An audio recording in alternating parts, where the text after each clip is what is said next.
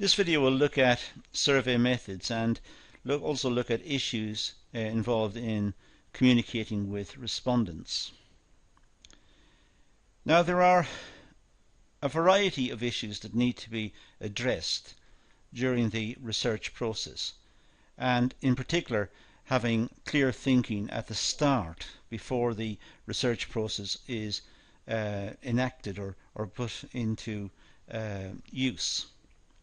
So, for example, it's necessary to compose questions that have clear measurements associated with them, if that is the type of question that's being posed. So, for example, let's say the respondents were asked their opinion about a certain product that a company makes.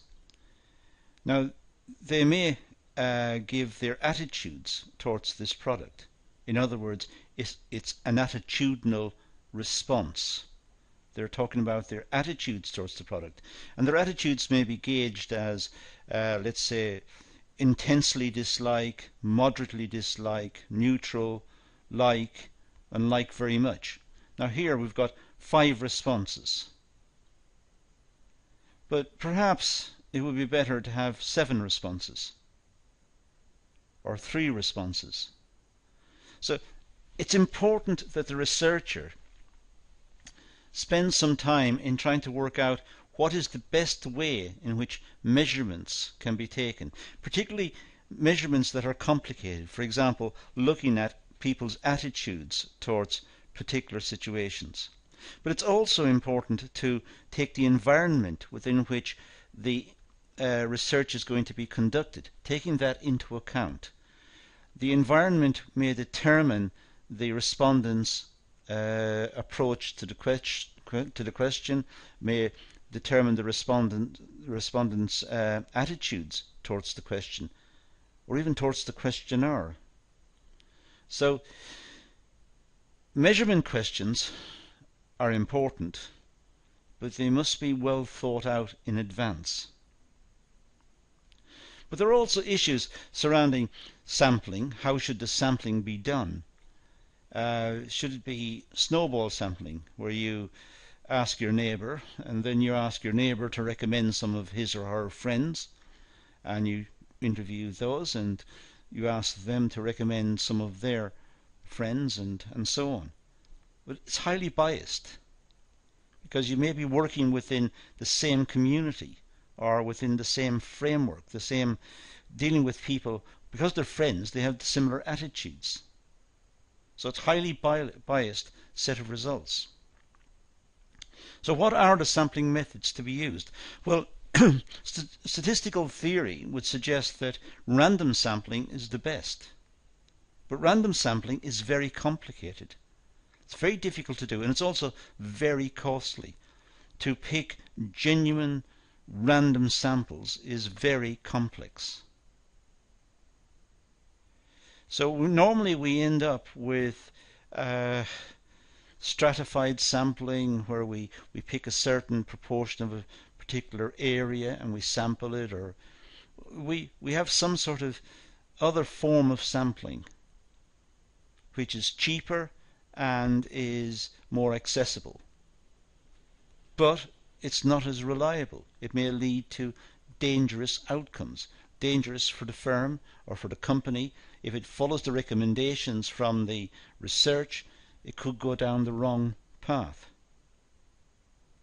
And what's the size of the sample? Should it be 10 people interviewed, or should it be 1,000? What is the optimum size? And sometimes that's determined by the budget or by the time constraint. But perhaps it's more importantly, it should be determined by statistics and by the requirements of having a good sample size. And what sort of callback procedures are set in place? What if some follow-up issues need to be dealt with? Is it possible to contact the respondents and go back and ask subsequent questions? The sampling instrument attempt to minimize errors and create respondent screening procedures? Well, clearly it's important to try and minimize errors. But again, a function of the budget, a function of the time constraint. The best way of conducting the survey is by having random sampling. But it's very difficult to determine a random sample. And even if a random sample could be drawn easily, there are significant costs in locating the respondents, finding the respondents, travelling to them perhaps, and conducting an interview or conducting a survey. They may not even want to participate, having spent a lot of time and effort to try and find them and be precise, and they may not want to cooperate.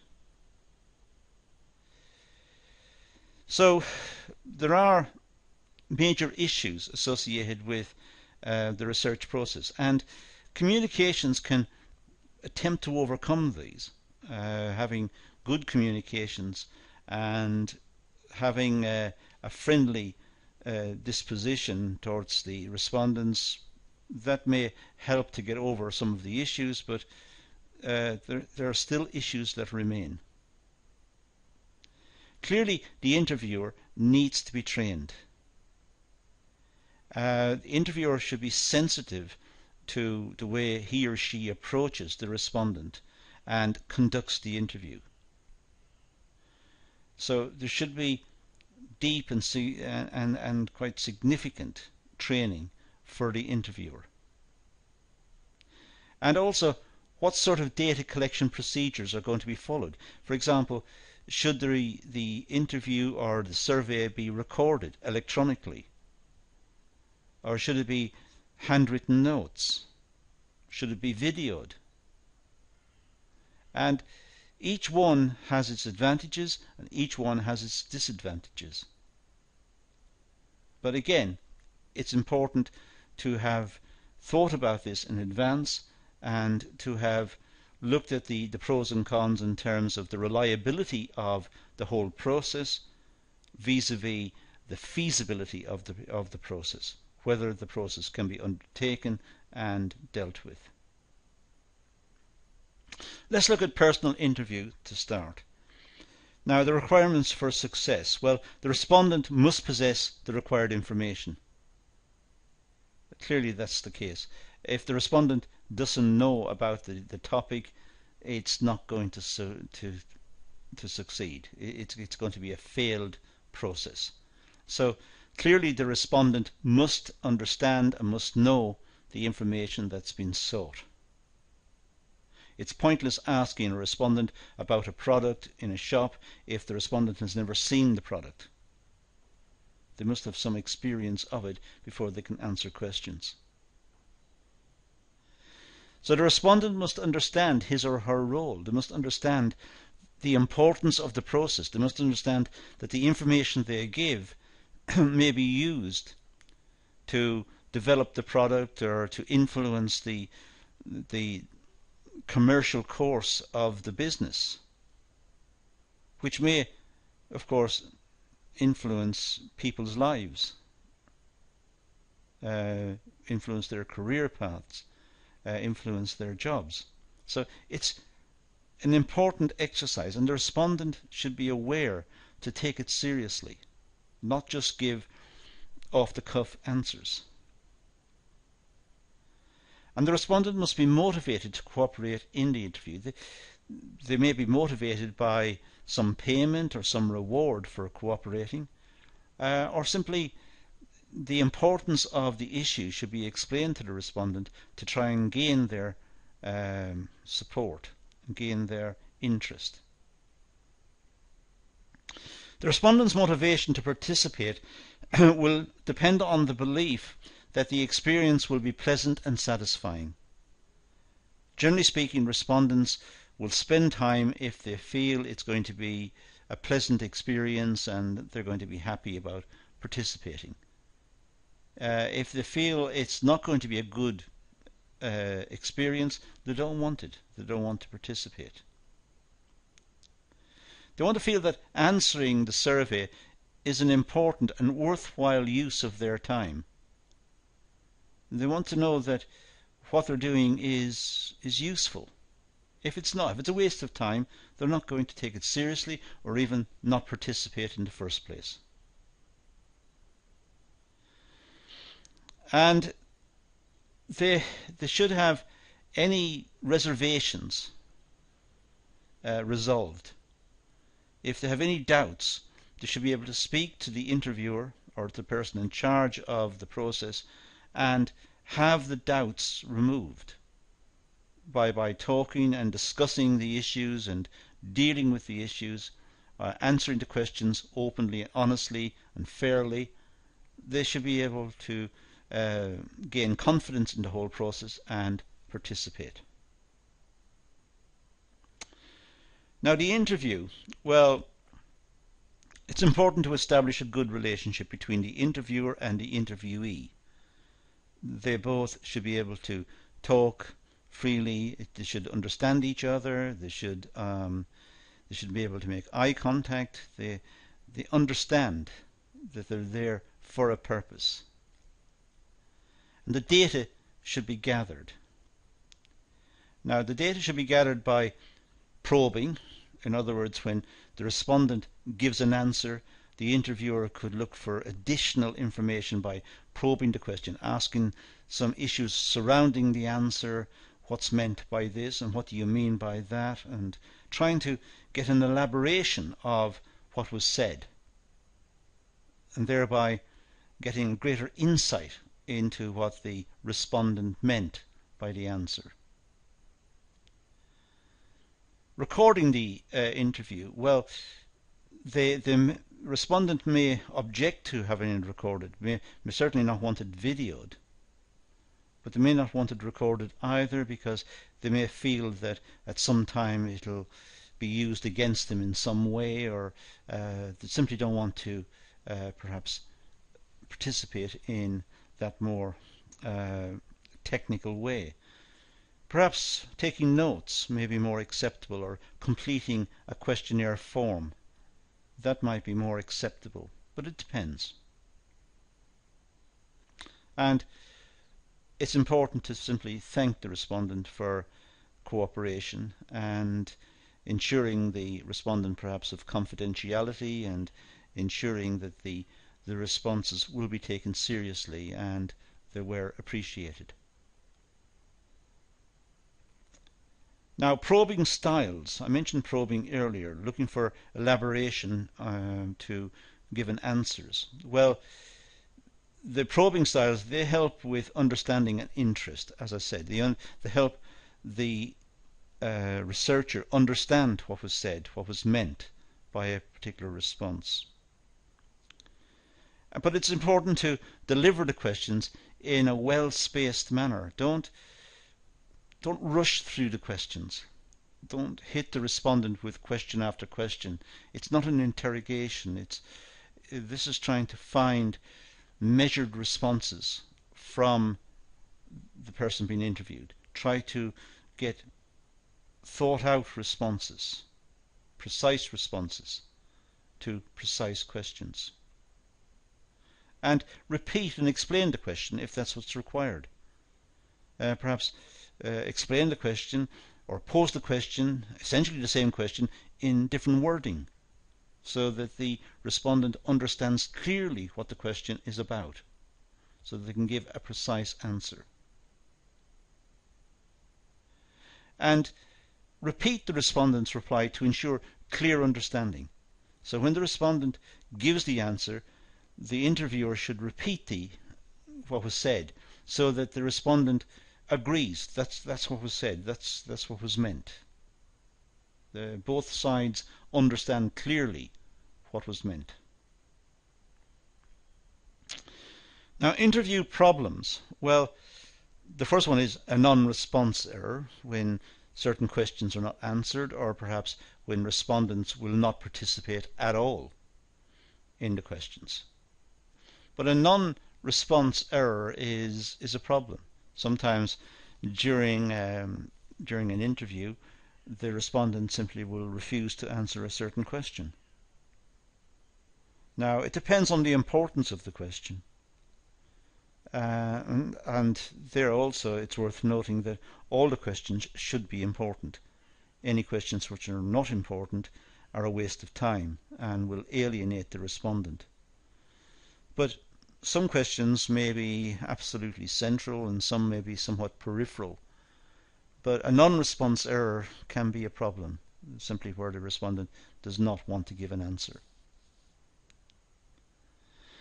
There could also be response misunderstandings and recording errors.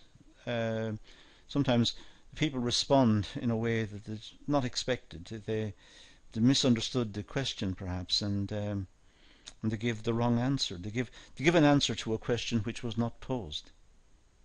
They thought they understood the question, but they didn't exactly understand the question, so they gave some sort of response, but it wasn't to the question set. But it could also be the researcher who causes the problem. The researcher may inaccurately record what the respondent said. The researcher may write down the answer was whatever, when in fact the respondent said something different. So it could be mishearing. It depends on the environment as well in which the interview takes place. If it's a noisy environment with a lot of traffic or a lot of people coming and going, there may be more distractions and there's more potential for errors in those circumstances. So it could be interviewer error, that the interviewer misheard the answer, or the interviewer didn't clearly state the question, or there was some interruption, there was some issue that broke the communications between the two, between the respondent and the researcher. Now, telephone interviews. Well, the various types of telephone interviews. Well, computer-assisted telephone interviewing. That's one where a company contacts a respondent by telephone and has a series of questions which are on a computer, and they may be able to record these more precisely on the computer and record it straight away. So there's less handling the data and less errors as a consequence. But can I say immediately here that telephone interviews have got a lot of bad press over the last few years, and a lot of companies are so-called spamming people and interrupting people at home, randomly phoning them and trying to sell products and contact people without their permission, and it's seen as intrusive. And even governments are now involved in trying to reduce companies from contacting randomly individuals by telephone. It's seen as not fair that people should be constantly interrupted by, sometimes electronically the numbers are dialed automatically by a machine and they are trying to get a response from people. It's seen as intrusive. So there could be computer-assisted telephone interviewing. As I said, it could be computer-administered telephone survey, where the computer is used to fill out the forms straight away. The respondent gives answers, and the person at the other end, the researcher, types those straight into a database. So there's, as I said, less errors involved. In both ways, it's still a controversial way of getting information nowadays. So the problems, well, sometimes people don't pick up the phone at a certain time. Many of these research activities nowadays are conducted from other countries because it's cheaper to do so. So, for example, in the UK, many calls will come from places like India. And because of time, they come to the UK at certain times during the day, and people know not to answer the phone during that time. But then they are losing the facility of the telephone. People refuse to participate because they're annoyed, because it is intrusive. They didn't invite the contact. Now, it could be self-administered research. It could be that forms, let's say, are delivered to certain people or given to certain people, and they're asked to self-administer the forms. Well, this is asking the respondent to do some work. So again, non-response could be a big issue here. People simply think, why should they spend their time filling out forms for someone else? They've got other things to do. It could be a mail survey going through the post. Again, it may be seen as spam because the respondents, the people in the house, didn't ask for this response. Didn't ask for this mail survey, and will therefore give a non-response. They feel that they've got other things to do in life rather than sit at the kitchen table filling out survey forms for people they don't know or never met. So the disadvantage here, large non-response error, as you would expect. A lot of these type of approaches are not dealt with by the respondent. They may go straight into the disposal bin. And it can't be a long form. If it's a long, detailed and complicated document, it's even less likely to get a response. So not a lot of information can be picked up in this way. Now, concurrent techniques to improve mail response. Well, reduce the length of the questionnaire.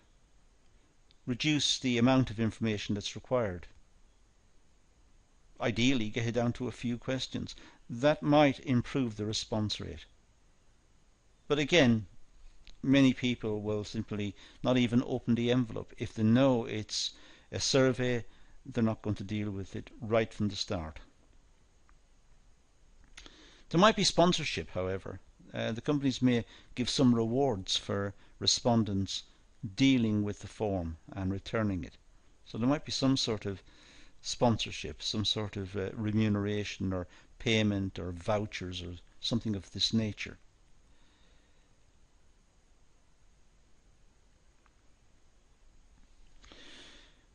Obviously, having a return envelope, that's the minimum requirement. Return stamped or franked addressed envelope. But that's just the minimum. Again, the respondents will expect more reward than just an envelope to return it, to return the response. So the postage should be paid, obviously. If it's personalized, it tends to have more of a chance of being dealt with by the respondent. If it's addressed to someone specifically, they may respond. But if they haven't had contact with that organization before and the information is personalized to them, they may get worried as to how the organization got their details. It sounds like some database with their information has been sold on to another company, and that may cause issues as well. Are they guaranteed anonymity? They may not want their name published, or they may not want their details published, and they may not want to go onto a database and again have the database sold on to other companies, so eventually they're getting so much spam mail every day that their lives are almost ruined by this. So they want it to be private. Also, they look at the size and the colour and the reproduction of the material. If it's done very professionally, they may respond more quickly. If it's cheap and looks very basic, and they may not respond. Money incentives may help. Giving them vouchers, as I said earlier, or some form of payment, that might help. Deadline dates may encourage a response, or they may think, well, so what? It doesn't matter. So deadline dates, perhaps it's an issue, perhaps it's not. A cover letter is always a good idea, explaining the survey and explaining how they come to be on the list and allaying any fears they may have about responding and about confidentiality and so on. So a cover letter is a good idea. Now, outsourcing survey services. Well, there are research firms and they provide centralized location for interviewing. So they have the facilities for proper interviewing and they can conduct this very professionally. They have also the possibility of setting up focus group facilities and have trained facilitators who can handle focus group requirements. They have trained staff with experience. They are professional in what they do and what they're attempting to deliver for their customers. They also have good data processing and statistical analysis capabilities. They have statisticians and computer personnel who are capable of developing outcomes from data and making projections from data that are based on statistical theory. It's not guesswork. And access to point of sale data and point of scale data. Scale data could be large amounts of data. So they have access to large amounts of data and personnel who will be involved in both the collection and analysis of data, and also the perhaps they're located in centres with many possible respondents. But point of sale data, they may have some access to that within companies as well. It's not mentioned on the list here, but they may have some access to it and be able to work out the type of buyer for particular products. The last point here is they may also be able to use panels. Now a panel could be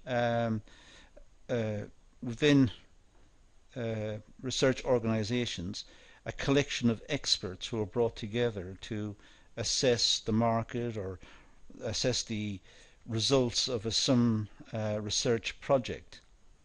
And these experts run right across from computing, statistics, interviewing, maybe human resource people, psychologists.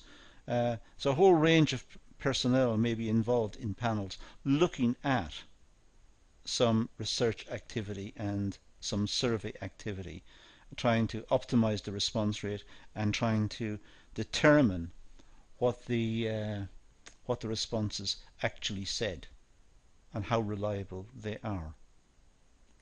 So these are some of the issues that we may deal with or meet when we're looking at interviews and survey methods and survey techniques. Well worth bearing in mind. It's wise to go back over it, make some notes, and have this ready whenever we meet the topic of survey research or interviews. Have these notes ready for discussion. But that's all we're going to deal with here, so let's leave it at that and say thank you for watching.